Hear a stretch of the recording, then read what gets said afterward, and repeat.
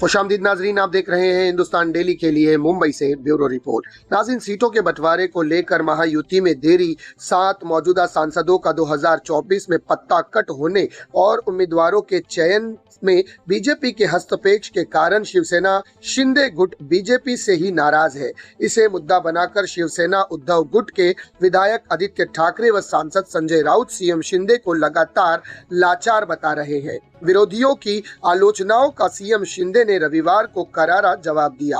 उन्होंने कहा कि उद्धव ठाकरे, शरद पवार और कांग्रेस को अपना घर संभालना चाहिए। ये लोग अपना घर बचा नहीं पाए और दूसरों को नसीहत दे रहे हैं।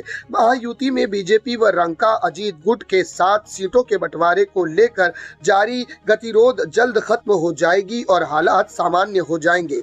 इस विश्वास के साथ सीएम एकनाथ शिंदे ने विदर्भ क्षेत्र से चुनाव प्रचार अभियान शुरू कर दिया है। रविवार को नागपुर पहुंचे शिंदे ने पूर्व मुख्यमंत्री उद्धव ठाकरे सहित पूरी महाविकास आघाड़ी मविया पर जमकर निशाना साधा।